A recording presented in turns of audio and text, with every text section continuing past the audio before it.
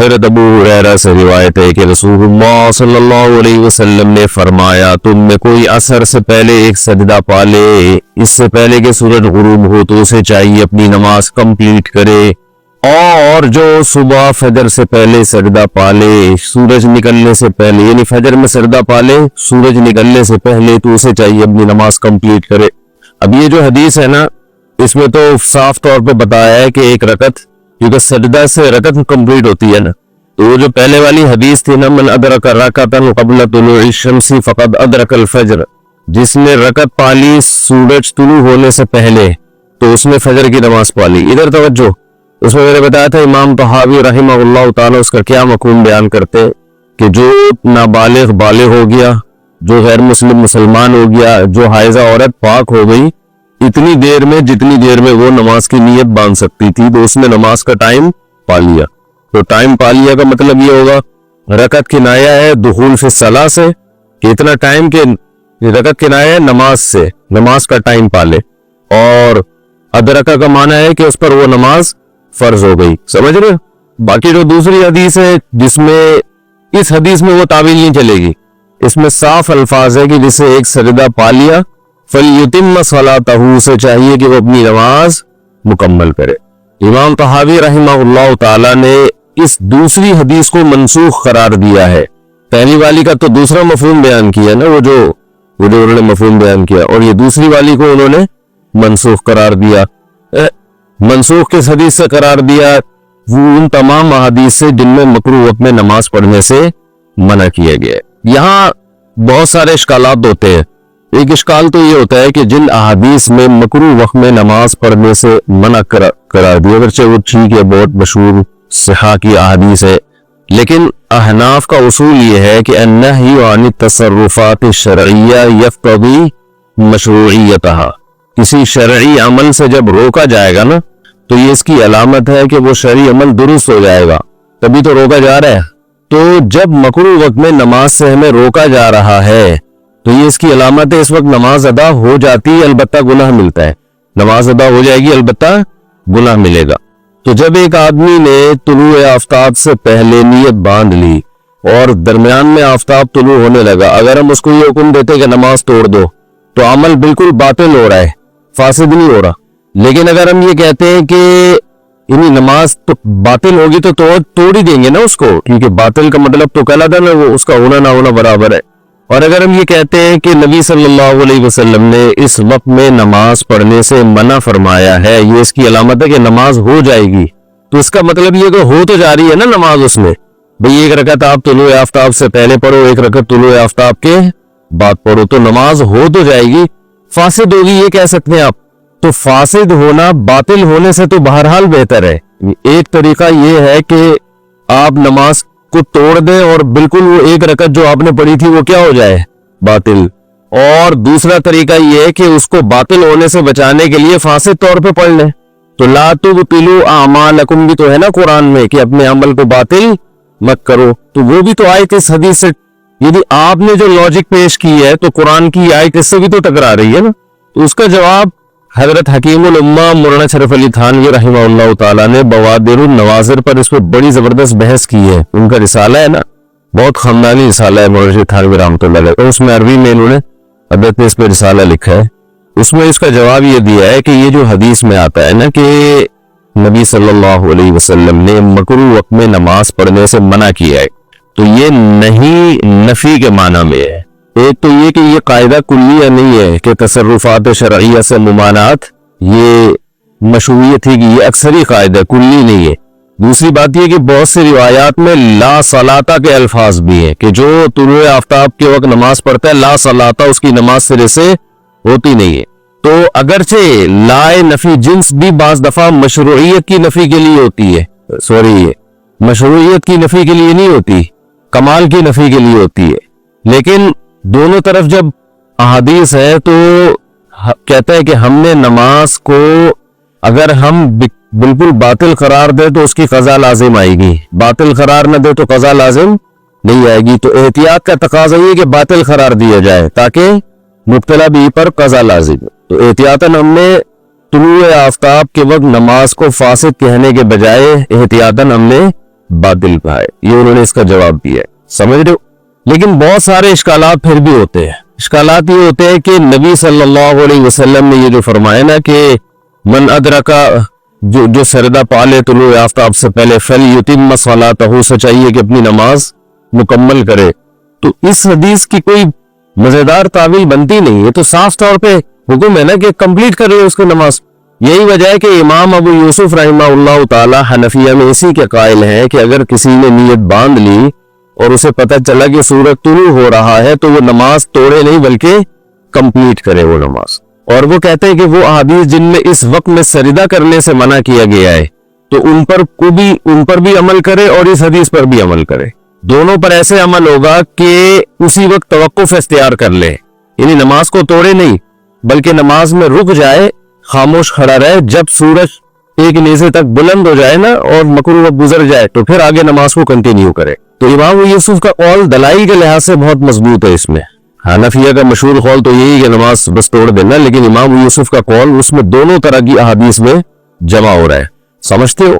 दूसरी बात यह कि बाज़ हज़रात ने यह भी कहा कि ये जो हदीस में आता है फल युतिम सलातहु, कि वो अपनी नमाज कंप्लीट करे, तो कहते हैं ठीक है नमाज तो कंप्लीट करेगा लेकिन ये नमाज फर्ज नहीं होगी, नफिल बन जाएगी। क्योंकि हदीस में ये नहीं है कि बतौर फर्ज के कंप्लीट करे, हदीस में तो है कि उसको बातिल होने से, तोड़ने से बचाने के लिए क्या है, कंप्लीट कर ले, तो वो नफल बन जाएगी, बाद में फर्ज नमाज लौटा ले। लेकिन इस पर एक इश्काल होता है कि एक हदीस में ये अल्फाज भी है कि लम यफुत सलातुहु, जिसने एक रकत तुलूए आफ्ताब से पहले पाली तो उसकी नमाज फौत नहीं हुई है। तो उसका जवाब फिर वही है कि उसकी नमाज फौत ना होने का मतलब ये कि उसकी नमाज का टाइम फौत नहीं हुआ। अब सवाल वही होता है कि इतनी घुमा फिरा के आप तावीलात कर क्यों रहे हैं। घुमा फिरा के तावीलात इसलिए कर रहे हैं कि एक हदीस तो ये है जिसमें नहीं तुलूए आफ्ताब के वक्त नमाज से मना किया गया है, लेकिन हकीकत ये है कि इसका भी इमाम शाफी ने बड़ा खानदानी जवाब दिया है कि भाई हदीस में तुलूए आफ्ताब के वक्त से नमाज से रोका गया है। तो वो कहते हैं हम ये थोड़ी कहते हैं कि फजर में इतनी ताखीर करो कि तुलूए आफ्ताब के वक्त आप नमाज पढ़ो, उससे पहले एक रकत पढ़ो। ये तो हदीस में इत्तेफाक से कभी ऐसा हो जाए। यानी दोनों तरह की अहादीस में जो तत्बीक इमाम शाफी ने जो तरीका इख्तियार किया वो बहुत वाज़ेह है। वो कह रहे हैं जिन अहादीस में आता है कि इस वक्त नमाज हराम है तो मतलब ये कि इतनी ताखीर नमाज में जायज नहीं है। किसी शख्स को ये इजाजत नहीं है कि फजर को इतना डिले करे कि एक रकत का टाइम बाकी रह जाए। लेकिन अगर कभी इत्तेफाक से ऐसा हो गया, उसको पता ही नहीं चला और नमाज शुरू कर दी उसने, ये कजा होने का टाइम है, आंख नहीं खुली, तो बिल्कुल कजा करने से बेहतर है कि एक रकत ही पढ़ ले और बाकी रकत वो कंप्लीट कर ले। तो गुनाह तो होगा ताखीर की वजह से, लेकिन अगर किसी के साथ ऐसा हो गया तो हदीस के मुताबिक फिर वो नमाज को मुकम्मल कर ले, नमाज में मजीद ताखीर न करे। समझते हो। तो इस हदीस दोनों जो हदीसों में टकराव था ना, वो दूसरे जुमूर के मजहब पर तो कोई इश्काल होता ही नहीं है। तो आनाफ ने ये जो इतनी तावीलात की है ना, असल में एक और हदीस है जो इस हदीस के अगेंस्ट है। वो हदीस है लैलतुत तारीस वाली। नबी सल्लल्लाहु अलैहि वसल्लम ने, बुखारी मुस्लिम की हदीस है, रात को आप सल्लल्लाहु अलैहि वसल्लम ने आराम किया, पड़ाव डाला, तो हजरत बिलाल रजी अल्लाह तआला अन्हु को हुक्म दिया अजान कहे, किसी की भी आंख नहीं खुली। तो सूरज की जब किरण चेहरे पर लगी है तो आंख खुली, तो आप सल्लल्लाहु अलैहि वसल्लम ने उस वक्त फजर नहीं पढ़ी। बल्कि हदीस अल्फाज है हत्ता इधर तफात शम्स। अब्दुल्ला बिन अब्बास फरमाते हैं कि जब सूरज बुलंद हो गया तो जो मकरूह वक्त है ना वो गुजर गया, तो उस वक्त नबी सल्लल्लाहु अलैहि वसल्लम ने नमाज पढ़ी। उस पर इश्काल ये होता है कि वो तो हदीस में आता है कि यहाँ चूंकि शैतान के असरात है, नमाज शैतान की वजह से कज़ा हुई है ना, तो इसलिए आप सल्लल्लाहु अलैहि वसल्लम ने उस जगह से कूच फरमाया। उसका जवाब ये है कि दोनों तरीक हदीसें, शैतान के असरात होने से तो मामूली सा कूच करना भी काफी था, लेकिन हदीस में अल्फाज के इरतफात शम्स, सूरज के बुलंद होने का आप सल्लल्लाहु अलैहि वसल्लम ने इंतजार किया, वरना शैतान तो नबी सल्लल्लाहु अलैहि वसल्लम के साथ नमाज में और भी मौके पर हाजिर हुए हैं, मगर उसमें आप सल्लल्लाहु अलैहि वसल्लम ने नमाज को मौकूफ नहीं किया। मशहूर हदीस है कि आपने फरमाया शैतान नमाज में मेरे पास आया, मैं अगर चाहता तो उसको बांध देता रस्सियों से और बच्चे फिर उसके साथ खेलते, लेकिन मुझे सुलेमान अलैहिस्सलाम का अहद याद आया कि जिन्नात अल्लाह ने किसके काबू में दिए थे, सुलेमान अलैहिस्सलाम के काबू, इसलिए मैंने उसको कैद नहीं किया। तो वहां वाज़ेह बात यह है कि नबी सल्लल्लाहु अलैहि वसल्लम ने फजर की नमाज नहीं पढ़ी क्योंकि वो मकरूह वक्त था। आप ये कह सकते हैं कि नमाज जब कज़ा हो गई तो फिर एहतियात इसी में कि मकरूह वक्त में ना पढ़ी जाए, समझ रहे हो। آپ یہ کہہ سکتے ہیں نا کہ جب نماز قضا ہی ہو گئی تو اب مکروہ وقت میں پڑھنا تو ٹھیک ہے، نہیں ہے، بات تو اس کی ہو رہی ہے کہ ابھی قضا ہوئی نہیں ہے، ایک رکعت آپ کو طلوع آفتاب سے پہلے مل گئی ہے. آپ لوگ کے نہ اشکال سمجھ میں آ رہا ہے نہ جواب سمجھ میں آ رہا ہے، بیٹھے میں ایسے جیسے پڑھ رہی. علمی ذوق ہوتا ہے نا تو انسان کو پڑھنے کا مزہ بھی آتا ہے. جو تھکا ہوا گھنٹہ ہے ہمارا 7واں گھنٹہ، سب سے تھکا ہوا گھنٹہ یہی ہے نا، تھکے ہوئے ہوتے ہیں اس وقت، پہلا گھنٹہ ہونا چاہیے. ہاں تو کیا کرے، اشکال جواب تو یہی تو ہے نا، علم میں یہی تو ہوتا ہے، اشکال ہے تو جواب، اشکال ہے جواب ہے. تحقیقات تو اسی کو کہتے ہیں. اور میں تو بہت مختصر کر کے بتا رہا ہوں کیونکہ میں اگر پوری ڈیٹیل پورا 2 مہینے اسی میں لگ جائیں، تو میں تو خلاصے کے طور پر بیان کر رہا ہوں. آگے چلو، اس کا جواب یہ ہے کہ دوسری حدیث میں آتا ہے، صحیح حدیث ہے، من نسی عن صلاۃ او نام عنہا فلیصلیھا اذا ذکرھا فإن ذلک وقتھا. اور ایک حدیث میں آتا ہے فإن ذلک کفارۃ لھا، کہ جو نماز بھول جائے یا سو جائے تو جب اس کی آنکھ کھلے گی یا جب اس کو یاد آئے گا تو اس وقت فوراً پڑھے، وہ یہی اس کا ٹائم ہے اور یہی اس کا کفارہ ہے کہ فوراً پڑھے. سمجھ میں آ رہی ہے بات؟ تو جمہور تو اسی کے قائل ہے کہ جیسے ہی آپ کی آنکھ کھولے تو وہی وقت ہے، اس وقت نماز پڑھنا فرض ہے آپ کے اوپر. احناف کہتے ہیں کہ شرعی ضرورت کی وجہ سے تو ڈیلے کیا جا سکتا ہے کیونکہ قضا ہو گئی ہے، جب شرعی ضرورت نہ ہو تو اس وقت پڑھنا واجب ہے. یعنی تھوڑی سی احناف نے گنجائش دی کہ قضا تو چونکہ ہو ہی گئی ہے تو کوئی شرعی ضرورت ہو تو ٹھیک ہے، نہیں ہے تو بہرحال اس وقت قضا واجب ہے. اب سوال یہ پیدا ہوتا ہے کہ نبی صلی اللہ علیہ وسلم کی جب آنکھ کھلی تھی سورج کی کرن کے ساتھ تو حدیث کے مطابق وہی وقت تھا فجر کا، فإن ذلک وقتھا، وہی وقت تھا فجر کا. اس کے باوجود آپ صلی اللہ علیہ وسلم نے اس وقت میں نماز نہیں پڑھی ہے. تو یہ بہت مضبوط دلیل ہے کہ خود آپ نے ترغیب دی ہے کہ وہی وقت ہے اور وہی کفارہ ہے اس کا، اس کے باوجود آپ نے اس کو نماز کو ڈیلے کیا ہے. یہ بہت مضبوط دلیل ہے. تو اب خلاصہ کلام کا یہ ہے کہ مولانا اشرف علی تھانوی رحمۃ اللہ علیہ نے اس پہ بحث کی ہے نا، مواد النوازل میں بڑی جاندار ہے. انہوں نے لکھا ہے کہ حقیقت یہ ہے کہ یہ دونوں حدیثیں آپس میں ٹکرا رہی ہیں، دونوں حدیثیں آپس میں ٹکرا رہی. کون سی؟ فَلْيُتِمَّ صَلَاتَهُ، یہ جو آج ہم نے بخاری کی حدیث پڑھی، مشکات کی حدیث نمبر 602، کہ نبی صلی اللہ علیہ وسلم نے فرمایا جو سجدہ آپ طلوع آفتاب سے پہلے پا لے تو اسے چاہیے کہ نماز مکمل کرے. اس حدیث کا سیدھا سیدھا مطلب بغیر تعویل کے یہی ہے کہ وہ ایسا کر لے. ٹھیک ہے، اس کا مطلب کیا ہے؟ گوائے کرائنی بات کو وہ ایسا کر لے.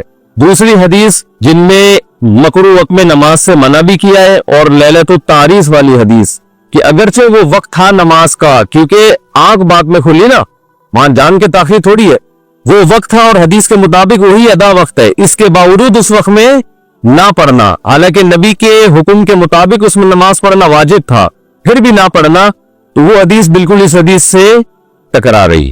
تو اب یہاں پر احناف نے یہ کیا ہے، انہوں نے کہا دونوں حدیثیں ٹکرا رہی ہیں، تو جو حدیث قیاس کے موافق ہوگی جس وقت ہم اس کے معنی کو لیں گے.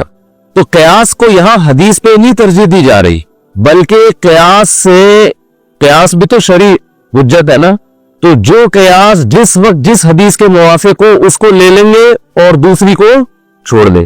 تو انہوں نے کہا کہ فجر کی نماز میں جب ایک شخص طلوع آفتاب سے پہلے، جب فاسد وقت نہیں ہے، بالکل صحیح وقت ہے، اس وقت نماز شروع کرتا ہے، تو طلوع آفتاب تک اگر اس کو گھسیٹتا ہے نماز کو، یعنی لمبا گھسیٹنا تو نہیں کہہ رہے، لمبا کرتا ہے نماز کو، تو نماز کے دوران فاسد وقت آ رہا ہے تو بنا اس کی صحیح تھی تو بنا الفاسد علی الصحیح ہو جائے گی، یعنی فاسد کی بنا ہو رہی ہے کس پر؟ صحیح پر ہو رہی ہے. تو یہ قیاس کے حساب سے یہ کیا ہے؟ نماز فاسد ہونی چاہیے کہ آپ نے جس کامل شروع کی ہے تو اس کو، وہ دیکھو یہ منت کی طرح ہوتی ہے نا نماز بھی، کہ منت بعض دفعہ زبانی ہوتی ہے، بعض دفعہ عملی ہوتی ہے. تو عملی طور پر جو آپ نے تکبیر تحریمہ کہہ کے اپنے اوپر جس نماز کو واجب کیا تھا اسی کو کمپلیٹ کرنا آپ پر لازم تھا، تو آپ نے صحیح وقت میں شروع کی تو فاسد وقت میں ختم کرنے سے کیا ہو رہا ہے؟ ایک رکعت فاسد ہو رہی ہے، ایک رکعت. تو تحریمہ جو تھی نا، جو بنا تھی نماز کی، وہ صحیح تھی اور اس بنا پر آپ فاسد کی بنا کر رہے ہو. تو قیاس کے مطابق جب وجب کاملاً تو ادی کاملاً، جب کامل طور پہ واجب ہوئی ہے، جو چیز آپ پر جیسے واجب ہوتی ہے تو اسی طرح اس کی ادائیگی واجب ہوتی ہے. اور عصر میں جب آپ نے مکروہ وقت میں شروع کی تو اس کی بنا ہی فاسد تھی، تو فاسد کی بنا فاسد پر ٹھیک ہے. تو احناف نے یہاں کیا کیا ہے؟ احناف نے کہا کہ عصر کی نماز میں ہم اس حدیث پر عمل کریں گے، فَلْيُتِمَّ صَلَاتَهُ، کہ جو شخص جو ہے ایک رکعت غروب آفتاب سے پہلے پا لے اسے چاہیے کہ اپنی نماز مکمل کرے. تو عصر میں ہم نے اس حدیث کو لیا اور فجر میں ہم نے وہ والی حدیث کو لیا. یہاں اہل حدیث حضرات یہ اعتراض کرتے ہیں کہ آپ لوگ قیاس کو لے رہے ہو, حدیثوں کو چھوڑ رہے ہو. تو ہم کہتے ہیں ہم حدیث کو نہیں چھوڑ رہے, ہم قیاس کی بیس پر ایک حدیث کا حکم لے رہے, یعنی قیاس وجہ ترجیح ہے. یہ دونوں حدیثیں آپس میں ٹکرا رہی ہیں. تو جو حدیث قیاس کی بیس پر ہم نے عصر کی نماز میں یہ والی حدیث لی اور قیاس کی بیس پہ عصر کی نماز میں ہم نے اس حدیث کو ترجیح دی. تو یہ احناف کے مذہب کا خلاصہ ہے. ہاں یہ ضرور ہے کہ اس بارے میں چونکہ بہرحال جمہور کے دلائل ظاہری لحاظ سے بہت مضبوط ہے, بہت زیادہ آپ گہرائی میں جاؤ گے تو ایک الگ بات. اس لیے خود حنفیہ ہی میں ہمارے بعض فقہا نے اس میں شافعی مذہب پہ فتویٰ دیے. یہی وجہ ہے کہ علامہ رشید احمد گنگوہی رحمۃ اللہ علیہ نے بھی شافعی مذہب پہ فتویٰ دیا ہے. سمجھ رہے ہو؟ علامہ شبیر احمد عثمانی نے بھی شافعی مذہب پہ فتویٰ دیا ہے کہ اگر کوئی شخص ایک رکعت, یعنی اس پر تو سب کا اتفاق ہے کہ فجر میں اور عصر میں اتنی تاخیر جائز نہیں ہے. یہ تو امام شافعی بھی اس کے قائل ہے نا کہ آپ فجر اتنی دیر کر دیں کہ آپ طلوع آفتاب سے پہلے آپ نماز ہی کمپلیٹ نہیں کریں. لازم ہے آپ پر کہ آپ نے طلوع آفتاب سے پہلے سلام پھیرنا ہے. تو یہ جب اتفاق سے ایسا ہو جائے تو پھر کیا کریں؟ تو علامہ شبیر احمد عثمانی فتح الملہم میں اور الکوکب الدری میں علامہ رشید گنگوہی کا فتویٰ یہی ہے, اور حضرت مفتی تقی عثمانی صاحب کا رجحان بھی بین ہے. وہ کہتے ہیں ٹھیک ہے فقہ حنفی یہ, لیکن اگر کوئی اس بارے میں فقہ حنفی کی رائے پر عمل نہیں کرتا تو دوسری طرف بھی بہت مضبوط دلائل ہے, وہ قابل ملامت. حنفی ہو کے بھی اگر وہ اس پہ فقہ حنفی پر عمل نہیں کرتا تو وہ قابل ملامت نہیں ہے. سمجھتے ہو کہ نہیں سمجھتے تو وہ اسی رائے پر عمل کر لے تو بھی ٹھیک ہے. اور علامہ رشید گنگوہی نے تو بہت اس پہ سخت وہ کیا ہے, لیکن مولانا تھانوی رحمۃ اللہ علیہ کی رائے وہی ہے جو عام احناف کی رائے ہے. مفتی رشید احمد صاحب رحمۃ اللہ علیہ نے یہ لکھا ہے کہ اس میں احناف کے دلائل کمزور ہیں, لیکن مقلد پر لازم ہے کہ وہ ابو حنیفہ کی رائے کو اس لیے فالو کرے کہ سارے دلائل ہم تک پہنچے نہیں ہے. دوسری بات یہ مجتہد جس نظر سے سوچتا ہے وہ ضروری نہیں کہ وہ دوسرا مجتہد دوسری نظر سے سوچتا ہو. تو امام حنیفہ کی نے کس بیس پر فتویٰ دیا, ان کی کیا, وہ پوری بات ہم تک پہنچی نہیں ہے. بہت ساری باتیں ایسی ہیں نا, بہت ساری کتابیں ضائع ہو گئی, بہت سارے حدیث کی کتابیں ایسی ہیں جو مخطوطات ہیں, ابھی چھپی نہیں ہیں. یہ مصنف ابن ابی شیبہ تو بہت بعد میں چھپی ہے, پتہ ہے آپ کو یہ بات. حالانکہ اس میں بہت سارے احناف کے مستدل ہیں جو بعد میں سامنے آئے. تو بہت ساری کتابیں جو تاتاریوں کا حملہ ہوا تھا بغداد میں, بہت سارا احناف کا علمی سرمایہ باز آیا ہوا ہے. تو اس کا بھی بہت زیادہ امکان ہے کہ بہت ساری روایات اس طرح سے ضائع ہوئی ہیں.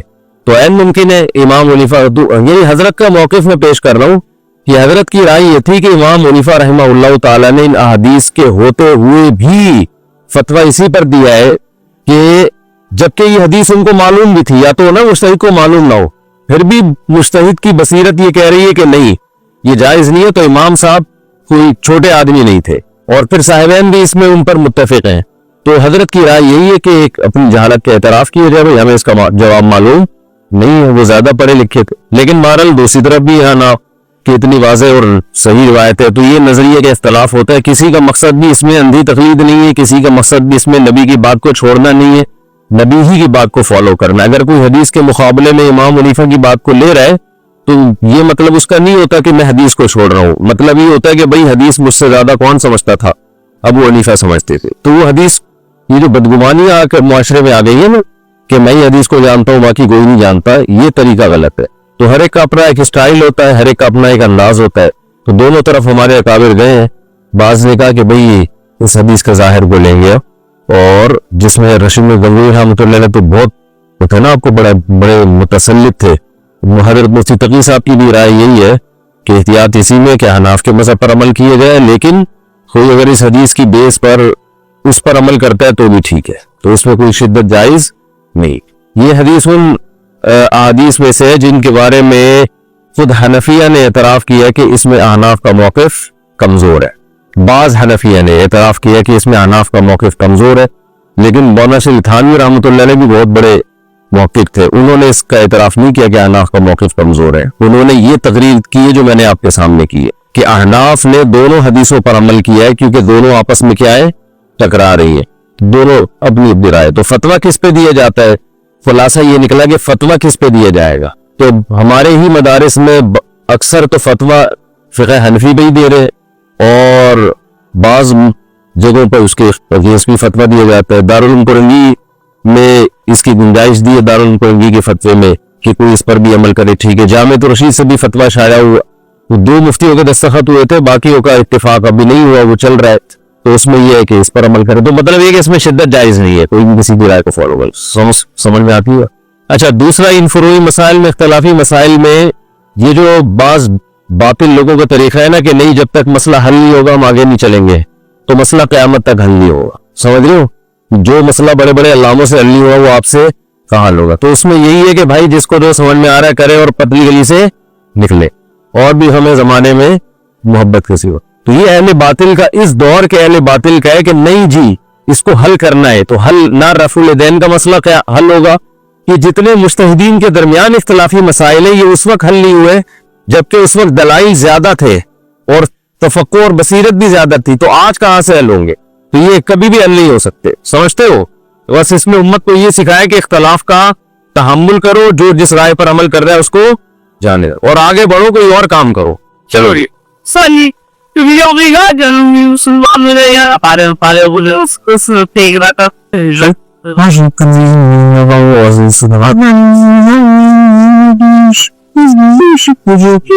नहीं, कुदरत मुमक्किना की जरूरत नहीं है नमाज के लिए। हाँ, कुदरत मुमक्किना तो इसी को कहते हैं ना, कुदरत मुयस्सरा की जरूरत नहीं है। ज़कात के लिए कुदरत मुयस्सरा जरूरी है, नमाज के लिए मुमक्किना का मतलब इम्कान, वो तो बहुत तवहुम भी हो, वो तो हुसामी में पूरी डिटेल आप पढ़ लेना।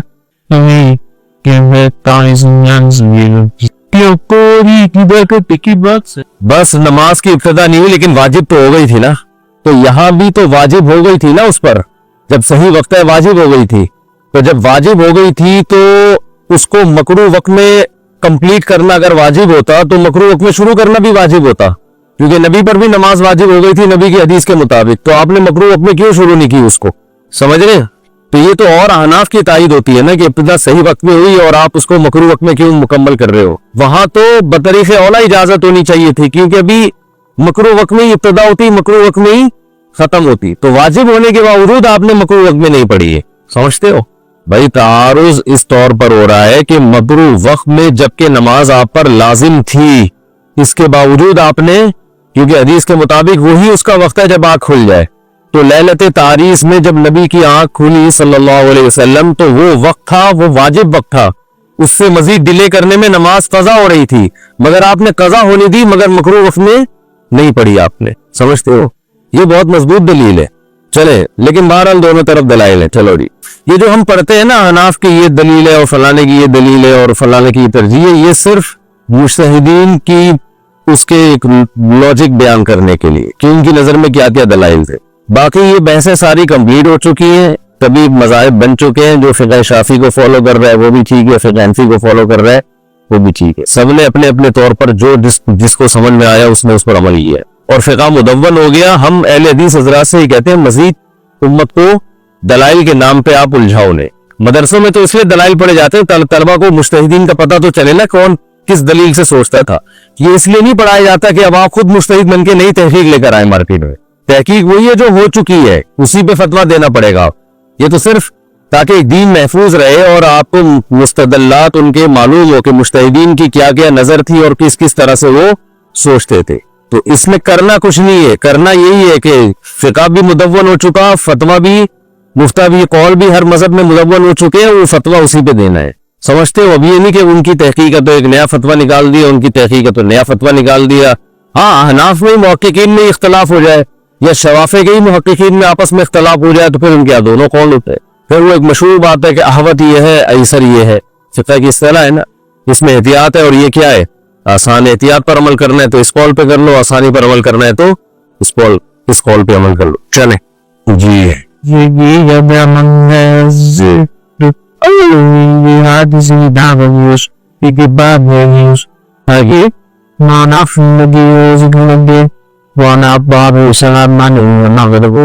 हाँ ये भी टकराव है ना। फला ला तुबतिलू अमालकुम, ये वाली आयत से शवाफे की तायीद हो रही है अपने अमाल को, और अहनाफ तो इस आयत से बहुत जगह पर इस्तेदलाल करते फिकी। तभी तो रशीद अहमद गंगोही रहमतुल्लाह अलैह ने इसी आयत को बेस बनाकर इस बारे में शाफी मज़हब को राज करार दिया कि अपने अमाल को बातिल ना करो। अब आपने शुरू कर दी फजर की नमाज تو اگر آپ اس کو توڑتے ہیں تو وہ بالکل باطل ہو جاتی ہے. تو اسی وجہ سے خود احناف نے امام یوسف اس کے قائل ہے کہ باطل نہیں کرو. امام یوسف کا قول بڑا مضبوط ہے اس بارے میں. فَلْيُتِمَّ صَلَاتَهُ کہہ رہے نماز کمپلیٹ کرو، لیکن یہ تھوڑی ہے کہ فوراً کر لو. رک جاؤ، جب سورج طلوع ہو جائے اوپر چلا جائے تو پھر آگے سے شروع کر دو. اتنی لمبی نماز آج کل پبلک پڑھے گی نہیں، 20 منٹ تک کرے رہیں گے وہ.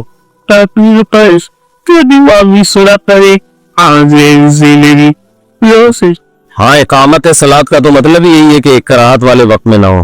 دونوں طرف دلائل ہیں چلے، لیکن سب سے سری دلیل جو ہے نا جمہور کی وہ یہ بخاری کی حدیث ہے کہ جو ایک رکعت پالے طلوع آفتاب سے پہلے سجدہ پالے تو فَلْيُتِمَّ صَلَاتَهُ، کیونکہ صلاتہو میں وہ والی تعویل بھی کہ ہم اس کو نفل فرض کر لیں، تو صلاتہو کا معنی وہ والی نماز متبادر یہ کہ جو اسے شروع کی ہے، شروع فرض کی ہے تو نوافل کیسے مان لو گے آپ اس سمجھتا نہیں ہے نا بات کو. جب نہیں پڑے گا رات کو تو کیسے سمجھو گا. چلے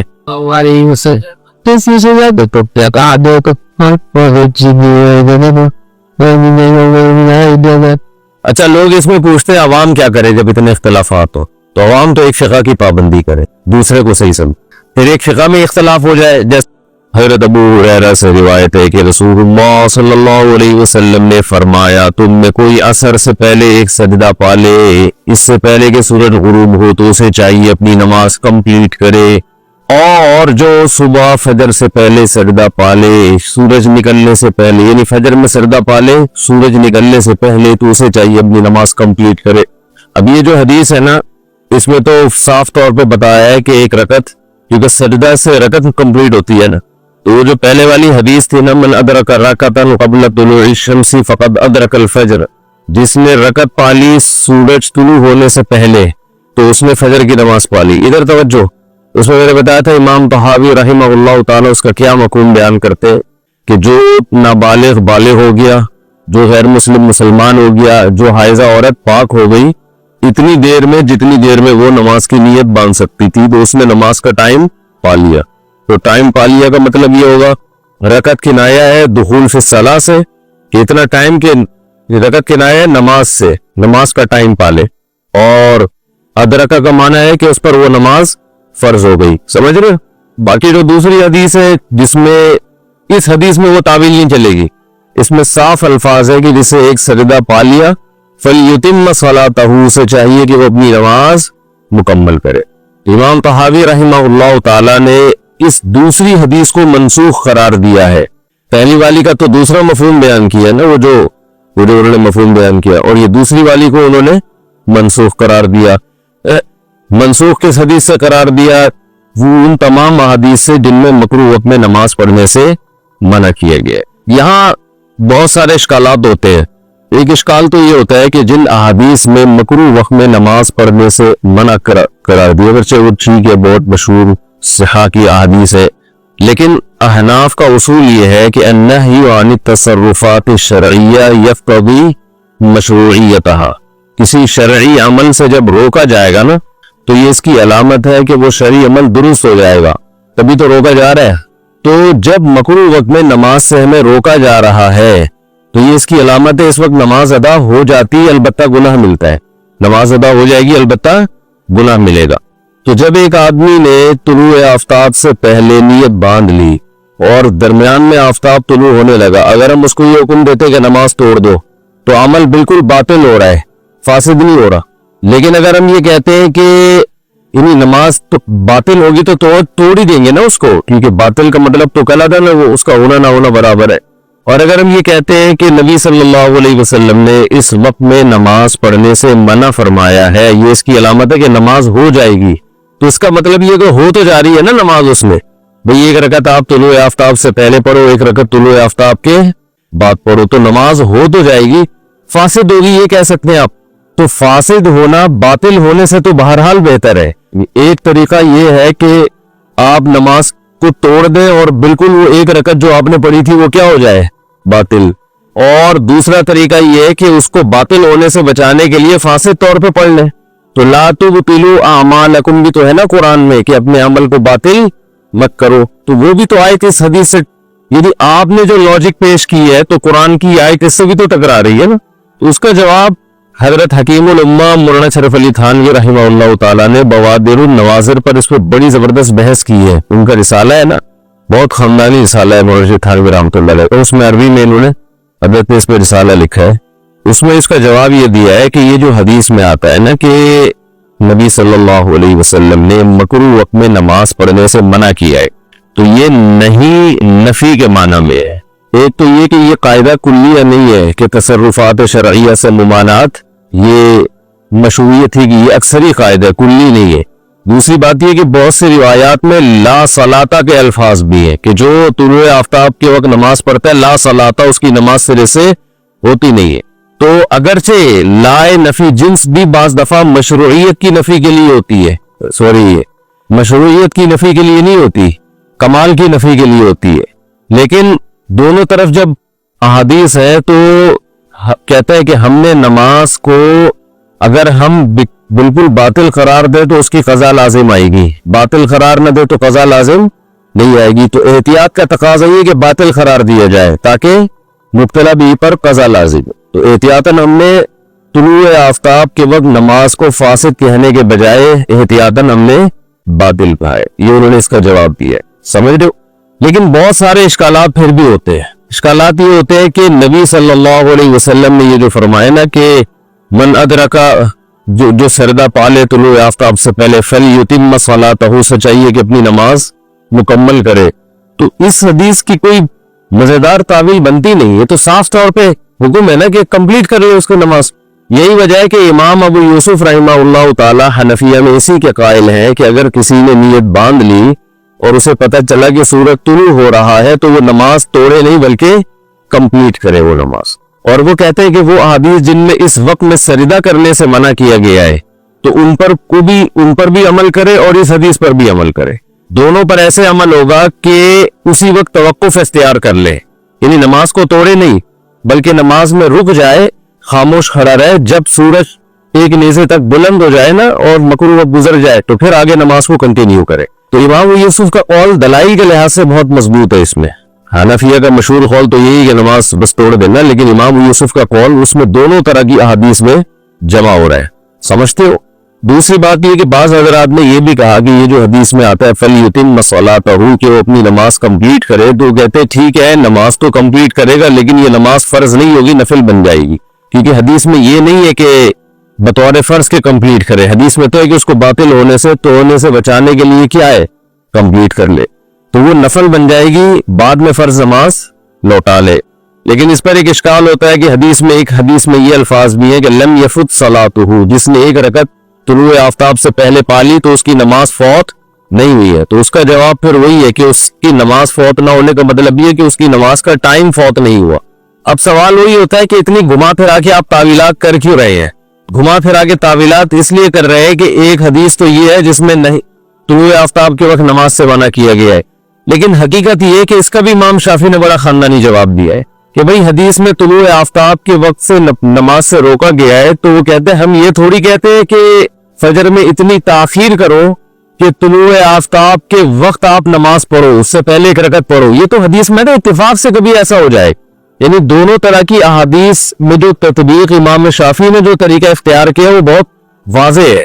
وہ کہہ رہے جن احادیث میں آتا ہے کہ اس وقت نماز حرام ہے تو مطلب یہ کہ اتنی تاخیر نماز میں جائز نہیں ہے، کسی شخص کو یہ اجازت نہیں ہے کہ فجر کو اتنا ڈیلے کرے کہ ایک رکعت کا ٹائم باقی رہ جائے، لیکن اگر کبھی اتفاق سے ایسا ہو گیا اس کو پتہ ہی نہیں چلا اور نماز شروع کر دی اس نے، یہ قضا ہونے کا ٹائم ہے، آنکھ نہیں کھلی، تو بالکل قضا کرنے سے بہتر ہے کہ ایک رکعت ہی پڑھ لے اور باقی رکعت وہ کمپلیٹ کر لے، تو گناہ تو ہوگا تاخیر کی وجہ سے، لیکن اگر کسی کے ساتھ ایسا ہو گیا تو حدیث کے مطابق پھر وہ نماز کو مکمل کر لے، نماز میں مزید تاخیر نہ کرے، سمجھتے ہو؟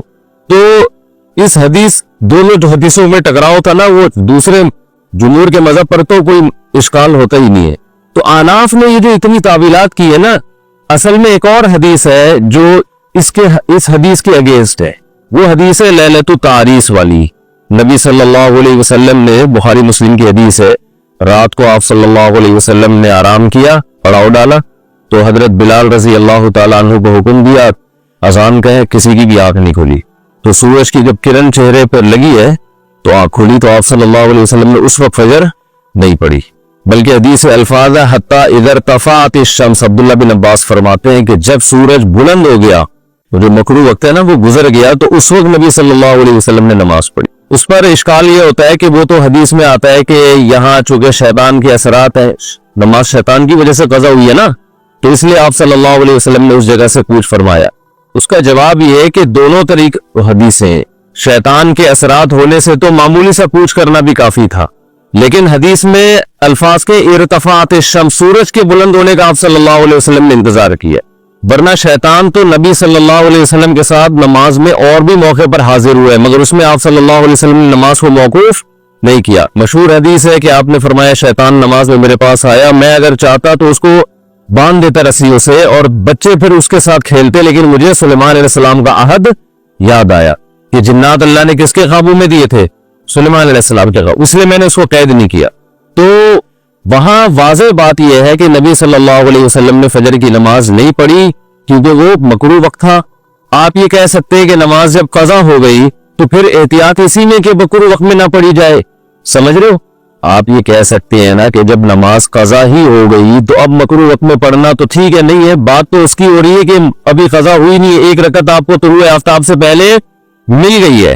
آپ لوگ کے نہ اشکال سمجھ میں آ رہا ہے نہ جواب سمجھ میں آ رہا ہے, بیٹھے میں ایسے جیسے پڑھ رہی. علمی ذوق ہوتا ہے نا تو انسان کو پڑھنے کا مزہ بھی آتا. جو تھکا ہوا گھنٹہ ہے ہم آپ 7واں گھنٹہ, سب سے تھکا ہوا گھنٹہ یہی ہے نا, تھکے ہوئے ہوتے ہیں اس وقت, پہلا گھنٹہ ہونا چاہیے.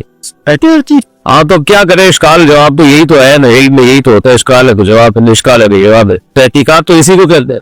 اور میں تو بہت مختصر کر کے بتا رہا ہوں کیونکہ میں اگر پوری ڈیٹیل پورا تو 2 مہینے اسی میں لگ جائیں, تو میں تو خلاصے کے طور پر بیان کر رہا ہوں. آگے چلو, اس کا جواب یہ ہے کہ دوسری حدیث میں آتا ہے, صحیح حدیث ہے, من نسی عن صلاۃ او نام عنہا فلیصلیھا اذا ذکرھا فإن ذلک وقتھا, اور ایک حدیث میں آتا ہے فإن ذلک کفارۃ لھا, کہ جو نماز بھول جائے یا سو جائے تو جب اس کی آنکھ کھلے گی یا جب اس کو یاد آئے گا تو اس وقت فوراً پڑھے, وہ یہی اس کا ٹائم ہے اور یہی اس کا کفارہ ہے کہ فوراً پڑھے.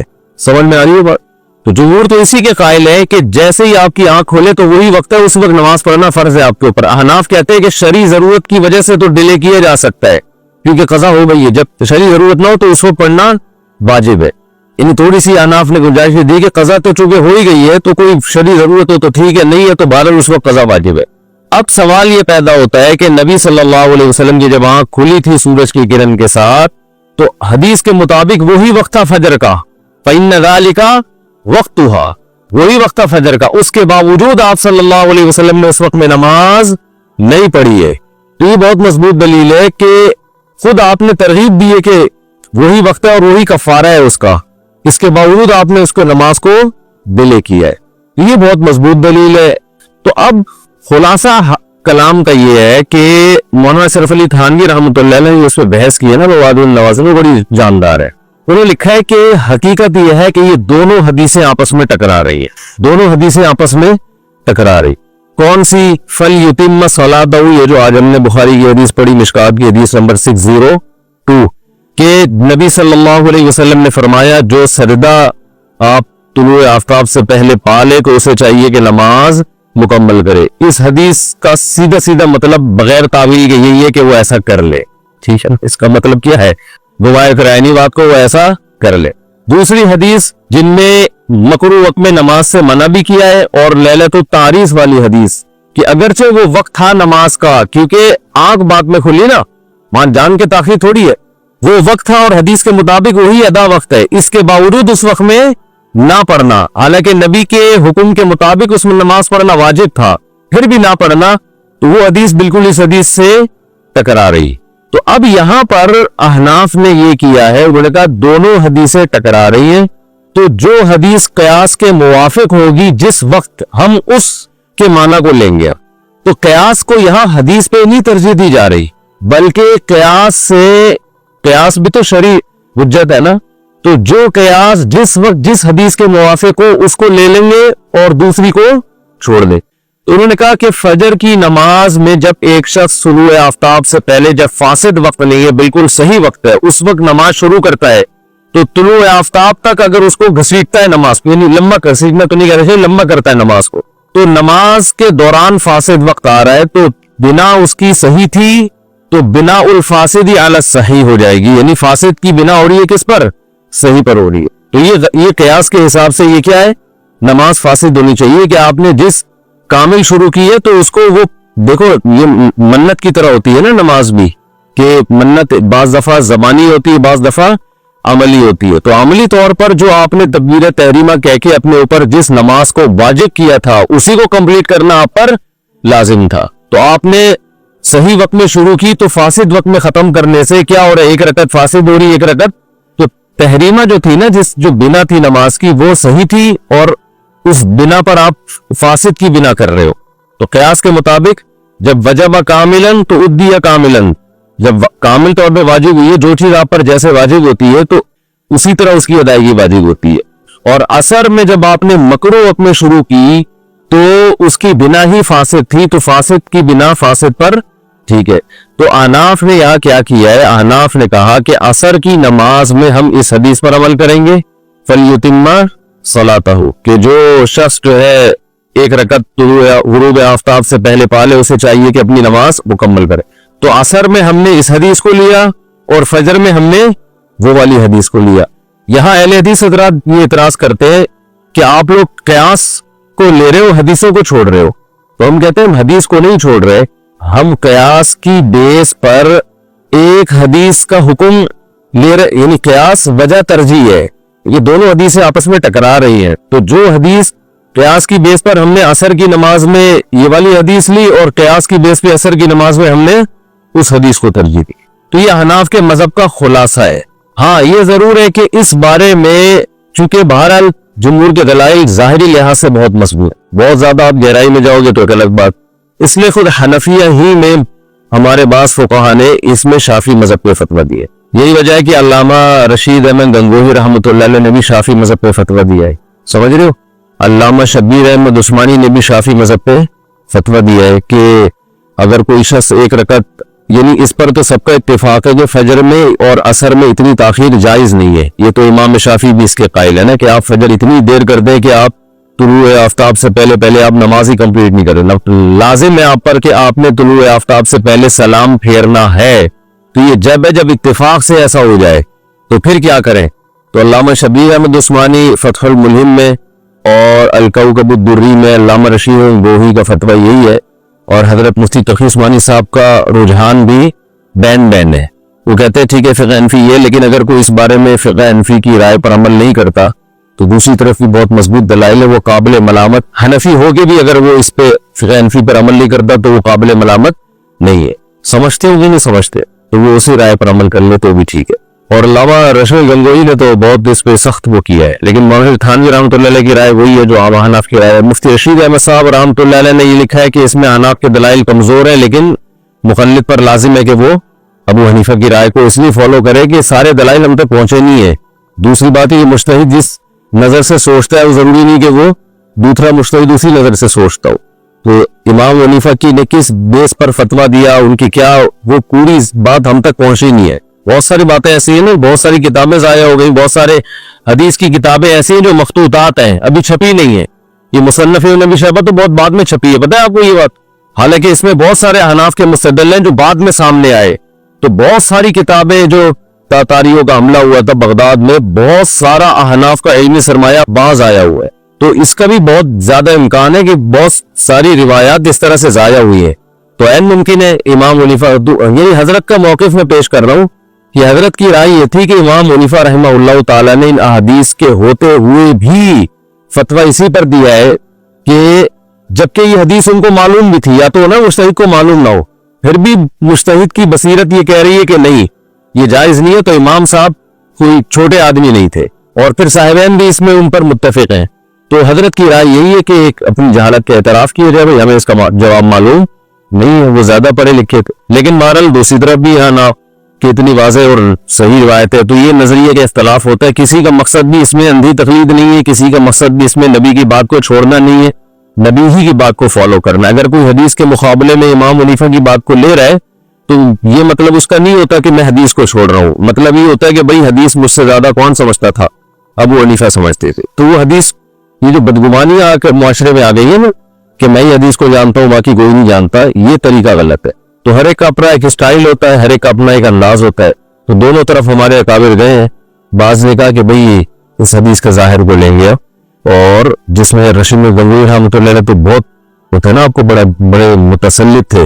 حضرت مفتی تقی صاحب کی بھی رائے یہی ہے کہ احتیاط اسی میں کہ حناف کے مذہب پر عمل کیے جائے، لیکن کوئی اگر اس حدیث کی بیس پر اس پر عمل کرتا ہے تو بھی ٹھیک ہے، تو اس میں کوئی شدت جائز نہیں. یہ حدیث ان احادیث میں سے جن کے بارے میں خود حنفیہ نے اعتراف کیا کہ اس میں احناف کا موقف کمزور ہے. بعض حنفیہ نے اعتراف کیا کہ اس میں احناف کا موقف کمزور ہے، لیکن مولانا شیخ تھانوی رحمۃ اللہ علیہ بھی بہت بڑے محقق تھے، انہوں نے اس کا اعتراف نہیں کیا کہ احناف کا موقف کمزور ہے. انہوں نے یہ تقریر کی ہے جو میں نے آپ کے سامنے کی ہے کہ احناف نے دونوں حدیثوں پر عمل کیا ہے، کیونکہ دونوں آپس میں کیا ہے، ٹکرا رہی ہیں، دونوں اپنی اپنی رائے. تو فتویٰ کس پہ دیا جاتا ہے؟ خلاصہ یہ نکلا کہ فتویٰ کس پہ دیا جائے گا. تو ہمارے ہی مدارس میں اکثر تو فتویٰ فقہ حنفی پہ ہی دے رہے، اور بعض جگہوں پر اس کے اگینسٹ بھی فتویٰ دیا جاتا ہے. دارالعلوم کرنگی میں اس کی گنجائش دی ہے، دارالعلوم کرنگی کے فتوے میں، کہ کوئی اس پر بھی عمل کرے، ٹھیک ہے. جامع الرشید سے بھی فتویٰ شائع ہوا، 2 مفتیوں کے دستخط ہوئے تھے، باقیوں کا اتفاق ابھی نہیں ہوا، وہ چل رہا ہے. تو اس میں یہ ہے کہ اس پر عمل کرے. تو مطلب یہ کہ اس میں شدت جائز نہیں ہے، کوئی بھی کسی کی رائے کو فالو کرے. سمجھ میں آتی ہے؟ اچھا، دوسرا ان فروعی مسائل میں، اختلافی مسائل میں یہ جو بعض باطل لوگوں کا طریقہ ہے نا کہ نہیں، جب تک مسئلہ حل نہیں ہوگا ہم آگے نہیں چلیں گے، تو مسئلہ قیامت تک حل نہیں ہوگا. سمجھ رہے ہو؟ جو مسئلہ بڑے بڑے علاموں سے حل نہیں ہوا وہ آپ سے کہاں حل ہوگا. تو اس میں یہی ہے کہ بھائی جس کو جو سمجھ میں آ رہا ہے کرے اور پتلی گلی سے نکلے، اور بھی ہمیں زمانے میں محبت کسی ہو. تو یہ اہل باطل کا، اس دور کے اہل باطل کا ہے کہ نہیں جی اس کو حل کرنا ہے. تو حل نہ رفع الیدین کا مسئلہ کیا حل ہوگا کہ جتنے مجتہدین کے درمیان اختلافی مسائل ہیں یہ اس وقت حل نہیں ہوئے جبکہ اس وقت دلائل زیادہ تھے اور تفقع اور بصیرت بھی زیادہ تھی. تو آج کہاں سے حل ہوں گے؟ تو یہ کبھی بھی حل نہیں ہو سکتے. سمجھتے ہو؟ بس اس میں امت کو یہ سکھایا کہ اختلاف کا تحمل کرو، جو جس رائے پر عمل کر رہا ہے اس کو جانے دو اور آگے بڑھو، کوئی اور کام کرو. چلو جی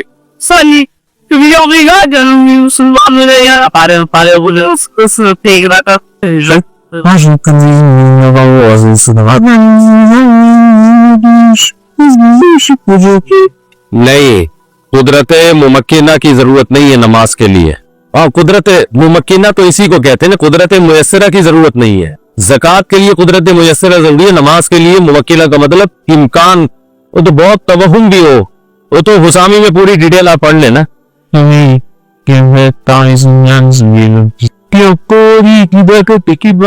بس نماز کی ابتدا نہیں ہوئی لیکن واجب تو ہو گئی تھی نا. تو یہاں بھی تو واجب ہو گئی تھی نا، اس پر جب صحیح وقت ہے واجب ہو گئی تھی. تو جب واجب ہو گئی تھی تو اس کو مکروہ وقت میں کمپلیٹ کرنا اگر واجب ہوتا تو مکروہ وقت میں شروع کرنا بھی واجب ہوتا، کیونکہ نبی پر بھی نماز واجب ہو گئی تھی نبی کی حدیث کے مطابق. تو آپ نے مکروہ وقت میں کیوں شروع نہیں کی اس کو؟ سمجھ رہے ہیں؟ تو یہ تو اور احناف کی تائید ہوتی ہے نا کہ ابتدا صحیح وقت میں ہوئی اور آپ اس کو مکروہ وقت میں کیوں مکمل کر رہے ہو. وہاں تو بطریق اولا اجازت ہونی چاہیے تھی، کیونکہ ابھی مکروہ وقت میں ہی ابتدا ہوتی، مکروہ وقت میں ہی ختم ہوتی. تو واجب ہونے کے باوجود آپ نے مکروہ وقت میں نہیں پڑھی ہے. سمجھتے ہو بھائی؟ تعارض اس طور پر ہو رہا ہے کہ مکروہ وقت میں جبکہ نماز آپ پر لازم تھی، اس کے باوجود آپ نے، کیونکہ حدیث کے مطابق وہی اس کا وقت ہے جب آنکھ کھل جائے. تو لیلت تعریس میں جب نبی کی آنکھ کھلی صلی اللہ علیہ وسلم تو وہ وقت تھا، وہ واجب وقت تھا. اس سے مزید ڈیلے کرنے میں نماز قضا ہو رہی تھی، مگر آپ نے قضا ہونے دی، مگر مکروہ وقت میں نہیں پڑھی آپ نے. سمجھتے ہو؟ یہ بہت مضبوط دلیل ہے. چلے، لیکن بہرحال دونوں طرف دلائل ہیں. چلو جی، یہ جو ہم پڑھتے ہیں نا احناف کی یہ دلیل ہے اور فلانے کی یہ دلیل ہے اور فلانے کی یہ ترجیح ہے، یہ صرف مجتہدین کی اس کے ایک لاجک بیان کرنے کے لیے کہ ان کی نظر میں کیا کیا دلائل تھے. باقی یہ بحثیں ساری کمپلیٹ ہو چکی ہیں، تبھی مذاہب بن چکے ہیں. جو فقہ شافعی کو فالو کر رہا ہے وہ بھی ٹھیک ہے، فقہ حنفی کو فالو کر رہا ہے وہ بھی ٹھیک ہے. سب نے اپنے اپنے طور پر جو جس کو سمجھ میں آیا اس نے اس پر عمل کیا ہے اور فقہ مدون ہو گیا. ہم اہل حدیث حضرات سے ہی کہتے ہیں مزید امت کو دلائل کے نام پہ آپ الجھاؤ نے. مدرسوں میں تو اس لیے دلائل پڑھے جاتے ہیں طلبہ کو مجتہدین کا پتہ تو چلے نا کون کس دلیل سے سوچتا تھا. یہ اس لیے نہیں پڑھایا جاتا کہ اب آپ خود مجتہد بن کے نئی تحقیق لے کر آئے مارکیٹ میں. تحقیق وہی ہے جو ہو چکی ہے، اسی پہ فتویٰ دینا پڑے گا. یہ تو صرف تاکہ دین محفوظ رہے اور آپ کو مستدلات ان کے معلوم ہو کہ مجتہدین کی کیا کیا نظر تھی اور کس کس طرح سے وہ سوچتے تھے. تو اس میں کرنا کچھ نہیں ہے، کرنا یہی ہے کہ فقہ بھی مدون ہو چکا، فتویٰ بھی، مفتہ بھی، قول بھی ہر مذہب میں مدون ہو چکے ہیں، وہ فتویٰ اسی پہ دینا ہے. समझते हो। अब ये नहीं कि उनकी तहकीक है तो एक नया फतवा निकाल दिया, उनकी तहकीक है तो नया फतवा निकाल दिया। हाँ, हनाफ में मुहक्किकीन में इख्तलाफ हो जाए या शवाफे के ही मुहक्किकीन में आपस में इख्तलाफ हो जाए तो फिर उनके यहाँ दोनों कौल होते हैं। फिर वो एक मशहूर बात है कि अहवत ये है, ऐसर ये है। फिक़ह की इस्तिलाह है ना, इसमें एहतियात है और ये क्या है, आसान। एहतियात पर अमल करना है तो इस कौल पे कर लो, आसानी पर अमल करना है तो इस कौल पे अमल कर लो। चले जी।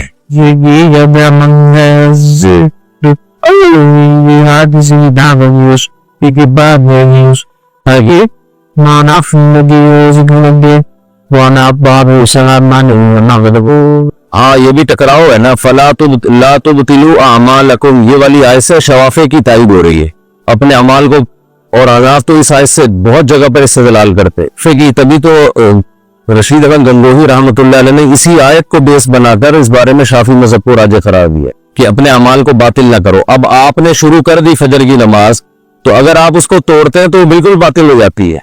तो इसी वजह से खुद हनाफ ने इमाम यूसुफ इसके कायल है कि बातिल नहीं करो। इमाम यूसुफ का कौल बड़ा मजबूत है इस बारे में। फलीयुतिम्म सलातहु, कह रहे नमाज कंप्लीट करो, लेकिन ये थोड़ी है कि फौरन कर लो, रुक जाओ, जब सूरज तुलू हो जाए, ऊपर चला जाए तो फिर आगे से शुरू कर लो। इतनी लंबी नमाज आजकल पब्लिक पढ़ेगी नहीं, 20 मिनट तक करे रहेंगे वो।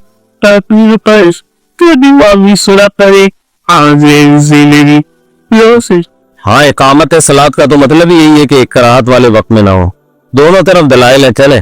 लेकिन सबसे सरी दलील जो है ना जुमहूर की, वो ये बुखारी की हदीस है कि जो एक रकत पाले तुलू आफ्ताब से पहले, सजदा पाले, तो फलयुतिम्म सलातहु, क्योंकि सलातहु में वो वाली तावील भी कि हम उसको नफिल फर्ज कर लें, तो सलातहु का माना वो वाली नमाज मुतबादर ये कि जो उसने शुरू की है, शुरू फर्ज किए तो नवाफिल कैसे मान लोगे आप? समझता नहीं है ना बात को, जब नहीं पड़ेगा रात को तो कैसे समझोगे आप? चले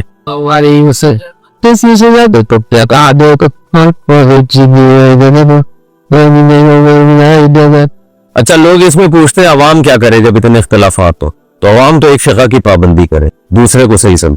फिर एक फिक़ा में इख्तलाफ हो जाए, जैसे देखो दुआ जो है ना, दुआ उसमें असल है इनफिरादी। इज्तिमाई दुआ मेरे लिए तो मांगना बड़ा ही मुश्किल काम है। खैर मांग लेनी चाहिए, कभी कभार लोगों को सीखने का मौका मिल जाता है, लेकिन इज्तिमाई दुआ के मौके तो कभी कभार ही आते हैं ना। आप मुझे एक बात बताओ, जब किसी से कर्जा मांगने के लिए जाते हो, किसी जाती जरूरत से लिए जाते हो, तो क्या भोंपू हाथ में लेके जाते हो? उसको भोंपू कहते हैं ना, वो जो स्पीकर होता है। ये पूरी कौम को लेके जाते हो, जाके छप्पड़ में उससे लजाजत करते हो बैठ के कि यार तू हालात देख रहे, गुर्बत महंगाई कहाँ पहुंची हुई है, यार थोड़ा कुछ रोकड़ा शोकड़ा दे दे। ऐसा ही होता है कि नहीं होता? तो दुआ का जो अल्लाह ने उसूल बताया है कुरान मजीद में, उदउ रब्बकुम तदर्रुअन व खुफिया, अपने रब को पुकारो आजिज़ी के साथ और चुपके से। तो दुआएं करना सीखें। मसला सारा मुसलमान के साथ ये है कि इसका हर एक के साथ कनेक्शन। जी बेटा, अच्छा मैं पढ़ लूंगा दुआ के लिए, ठीक है। मसला मुसलमान के साथ ये है कि इसका अल्लाह ताला से कनेक्शन क्या हो गया है, कमजोर। इसी से सारे मसाइल खड़े हो रहे हैं। तो देखो आज के इस बयान में ना जो बात सीखने की है, मेरे लिए भी आपके लिए भी, जो मैं जितनी बातें करता हूं, मैं इसमें सबसे पहले अपने आप को खिताब कर रहा हूं। मेरा कभी ये दावा नहीं है कि जो बातें मैं कर रहा हूं तो वो मुझे जरूरत ही नहीं है। और भाई मैं सबसे पहले इसका खुद मोहताज हूं कि अल्लाह मुझे अमल की तौफीक दे। इसलिए मेरे ये बयान नहीं होते, ये तकरार होती है। मिल बैठ के कुछ नसीहत की बातें शेयर कर लेते हैं, जो हम सब भूले हुए हैं, मुझ समेत। आप कह सकते हैं जब मिल बैठ के बातें शेयर करते हैं तो फिर नीचे बैठ के गपशप लगाएं, ऊपर क्यों बैठे हुए? तो वो इसलिए बैठा हूं ऊपर के नजर आ जाऊं सबको मैं आराम से। नीचे बैठूंगा तो नजर नहीं आऊंगा, इसलिए मजबूरी में ऊपर बैठा हूं मैं। समझते हैं इसलिए नहीं बैठा कि मैं नसीहत करने वाला हूं तो मैं को बहुत नेक आदमी हूं, तो मैं चूंकि बड़ा आदमी हूं तो मेरा मकाम बहुत अजीम इंसान हूं मैं। वो अजीम तो क़यामत में पता चलेगा भाई, अजीम कौन है और वसीम कौन है। ये कब पता चलेगा? क़यामत में पता चलेगा अजीम कौन है और वसीम कौन है। दुनिया में तो कुछ भी हो सकता है। तो इसलिए हमारा सबसे बड़ा मसला क्या है, आज जो डिप्रेशन, स्ट्रेस, बीमारियां, परेशानियां, नाकामियां और टेंशनें, उनकी बड़ी वजह यह है کہ ہمارا اللہ سے کنیکشن کیا ہو گیا ہے؟ کمزور. بعض لوگوں کا تو بالکل ہی ختم ہو گیا ہے. اور اللہ نے جو ہمیں عبادتیں دی ہیں نا، تراویح کی عبادت، رمضان کی عبادت، ذکر اذکار کی عبادت، حج کی عبادت، عمرے کی عبادت، دعا کی عبادت، صدقات و خیرات کی عبادت، ان سب کا مقصد اللہ سے تعلق پیدا کرنا ہے. آج سب کچھ ہو رہا ہے مگر اللہ سے تعلق نہیں ہو رہا. یہ بڑا مسئلہ ہے. دیکھو ہمارے ایک دوست تھے، ان کے یہاں اللہ تعالیٰ معاف فرمائے کوئی واقعہ ہوا گھر میں خودکشی کا. بے روزگاری کی وجہ سے کسی نوجوان نے خودکشی کی. اللہ تعالیٰ اس نوجوان کی مغفرت کرے. بہرحال کبیرہ گناہ ہے لیکن دعائیں مغفرت تو کرنی چاہیے. مجھے جب اطلاع ملی میں نے ان کے والدین کو سمجھایا. وہ بہت ٹینشن میں آئے نا ماں باپ کہ ہم نے بھی تانے دیے تھے اس کو بے روزگاری کے، تو اس کی ٹینشن اس نے زیادہ لے لی ہے. میں نے کہا یہ ٹینشن زیادہ لینے والی بات بالکل غلط. بات یہ ہے کہ ہم نے اپنی ضرورتوں کے دائرے بہت زیادہ وسیع کر لی ہیں کیونکہ ہمارا اللہ سے کنیکشن نہیں. اب چاہتے ہیں کہ سب کی توندیں فل بھریں، پیٹ بھریں، گھر بڑے بڑے ہوں، گاڑیاں سب کے پاس ہوں، بینک بیلنس سب کے بھرے ہوئے ہوں، بالکل عیش کی زندگی ہو، کوئی ٹینشن نہ ہو. اللہ تو ہے ہی نہیں نا بیچ میں. اللہ بیچ میں ہے ہی نہیں کہ اصل کامیابی یہ کہ خدا خوش ہو ہم سے. وہ تو ہے ہی نہیں، وہ تو مقصد ہی نہیں ہے. تو جب دولت کو باپ بنا کے، شہرت، عزت، خواہشات کو باپ بناؤ گے تو میرے بھائی کھمبوں سے ہی چپکو گے. پھر جا کے کوئی کھمبے سے چپکے گا، کوئی زہر پیے گا، کوئی نہیں بھی پیے گا نا تو ڈپریشن سے مرے گا. وہ برین ہیمریج سے مرے گا ڈپریشن میں. صحابہ کے پاس جو ہے نا 24 گھنٹے میں ایسے حالات بھی آئے ہیں کہ 24 گھنٹے میں ایک کھجور ہے کھانے کے لیے. وہ تو ٹینشن اور ڈپریشن کی گولیاں بھی نہیں کھا رہے تھے اس وقت. ایسے حالات آئے نا جنگوں میں کہ 24 گھنٹے میں کیا کھایا. ایک صحابی نے جب بتایا نا کہ ہم 24 گھنٹے میں پتہ نہیں 2-3 کھجوریں کھاتے تھے. لوگوں نے کہا اس میں گزارا کیسے ہوتا تھا؟ انہوں نے کہا ہم سوچتے تھے جب یہ بھی نہیں ملتی تھی، جب ایک کھجور ملتی تھی، ہم ان دنوں کو یاد کر کے 2 کھجوروں پہ خوش ہوتے تھے. لوگوں نے کہا بھائی جب ایک کھجور ملتی تھی اس پہ کیسے ٹینشن ختم ہوتی تھی؟ انہوں نے کہا ہم اس دن کو یاد کرتے تھے جب کھجوروں کی گٹلیاں چوسا کرتے تھے، کھجور بھی کھانے کو نہیں ملتی تھی. آج کباب پراٹھے کھا کے کھمبے پہ لٹکتا ہے جا کے. ٹینشن سے جو مرتا ہے نا خودکشی کرتا ہے. پہلے پیٹ بھرے گا، کھائے گا، نرم بستر پہ لیٹے گا، رات اس نے نرم بستروں پہ گزاری ہوگی. میرے بھائی اللہ سے تعلق پیدا کرنا صرف آخرت کے لیے ضروری نہیں ہے، دنیا کے لیے پہلے ضروری ہے. دنیا آپ کی اچھی نہیں ہو سکتی جب تک اللہ سے تعلق بحال نہیں ہوتا. ہم نے سورہ یوسف پوری پڑھ لی. یعقوب علیہ السلام کی ساری زندگی ٹینشنوں میں گزری ہے. ان ٹینشنوں میں ساری زندگی کیا کرتے رہے ہیں؟ صرف دعائیں مانگتے رہے ہیں. حالانکہ دعائیں بظاہر قبول ہوتی ہوئی نظر بولو نہیں آ رہی. دعائیں قبول ہی نہیں ہو رہی ہیں بظاہر. یہ کیسی قبولیت ہے بھائی دعا کی؟ جب اللہ نے ایک خوبصورت بیٹا دیا، اس کو خواب آیا، خواب سے لگا کہ یہ پیغمبر بنے گا، تو یعقوب علیہ السلام نے اسی وقت سے دعائیں مانگنا شروع کر دی. اے اللہ اس کو زمین کا لوگوں کا امام بنا. جو تو نے نعمت کی ہے نا میرے دادا ابراہیم پر، اے اللہ وہ نعمت مکمل کر میرے بیٹے یوسف کے ذریعے، اس کو بھی نبی بنا. اس وقت سے دعائیں مانگی ہوں گی کہ نہیں مانگی ہوں گی؟ نظر بد سے بچنے کے لیے بھی دعائیں مانگی ہوں گی. بہت خوبصورت بیٹا تھا، اے اللہ اسے حاسدوں کے حسد سے بچا. مانگی ہوں گی کہ نہیں مانگی ہوں گی؟ بھائی بولو کیا ہو گیا؟ یہ دعا بھی مانگی، اے اللہ اسے حاسدوں کے حسد سے بچا. اتنا خوبصورت بیٹا ہے یہ، اتنا نیک بچہ ہے یہ، لیکن سارے کام بظاہر کیا ہو رہے ہیں؟ الٹے. حسد بھی کھا رہی ہے، بھائیوں نے اٹھا کے کنویں میں ڈال دیا اور باپ کی نظروں سے اوجھل. تو کیا کہا ہے یعقوب علیہ السلام نے کہ میں خودکشی کروں گا، میرا بیٹا کہاں ہے بھائی تم نے جو کرتا لا کے دیا مجھے جس پہ چھوٹا خون لگا ہوا ہے، یہ جھوٹ بول رہے ہو. اور پھر مسلسل ڈپریشن ٹینشن میں جاتے جاتے بالآخر خدا نہ خواستہ کوئی خیال آیا ان کے دل میں خودکشی کا. وہ کیا کر رہے ہیں بھائی؟ فصبر جمیل. میں کیا کروں گا بھائی؟ صبر. کیونکہ میرے پاس تو کوئی تحقیق کا ذریعہ بھی نہیں ہے کہ تم سچ کہہ رہے ہو کہ جھوٹ کہہ رہے ہو. دعا بظاہر قبول ہونے کے بجائے کیا ہو رہی ہے؟ رد ہو رہی ہے. کوئی مایوسی کی بات نہیں کی.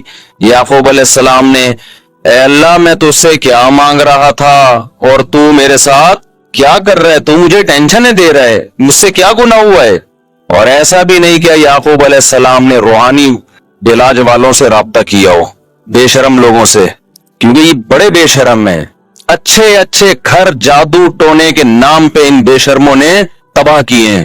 جادو ہے, ٹونا ہے, فلانا ہے, ڈمکانا ہے, جو اصل کام کرنے کا ہے اس سے یہ کیا کر دیتے ہیں, آپ کو ہٹا دیتے ہیں.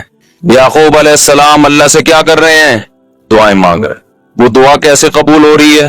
یوسف علیہ السلام مصر میں بجائے کنویں سے نکلنے کے مصر کے بازاروں میں, بول لو نا کیا ہو گیا, فروخت ہو رہے ہیں. پھر دوسرا بیٹا بھی گیا تھوڑے دنوں کے بعد, ایک ملنے کے بجائے بنیامین بھی چلا گیا. رو رہے ہیں, جو غیر اختیاری چیز ہے, رو رہے ہیں, غیر اختیاری ہے نا. تو بچوں نے کیا کہا کہ آپ ابھی تک یوسف کو یاد کر کے رو رہے ہیں. کیا فرمایا, انما اشکو بثی وحزنی الی اللہ, میں اپنے غم کس کے سامنے بیان کرتا ہوں, اللہ کے سامنے. اللہ کے سامنے تو بیان کیا جائے گا غم. وَأَعْلَمُ مِنَ اللَّهِ مَا لَا تَعْلَمُونَ, میں اللہ کے بارے میں وہ کچھ جانتا ہوں جو تم نہیں جانتے. ناکامیوں کے نقشے میں کامیاب کرنا کس کا کام ہے, اللہ کا کام. مایوس نہیں ہوں, جو ہو رہا ہے میرے حق میں بہتر ہو رہا ہے, اگرچہ مجھے سمجھ میں نہیں آ رہا. تصور نہیں تھا نا بادشاہ بنا کے اللہ ملائے گا. ان کے مسائل خدا کی قسم ہمارے مسائل سے کئی گنا زیادہ تھے. میں مانتا ہوں بے روزگاری ہے, مہنگائی ہے, پھر بھی پراٹھے کھا رہے ہیں لوگ اس مہنگائی میں بھی, پھر بھی زیادہ کھا کے مر رہے ہیں, کم کھا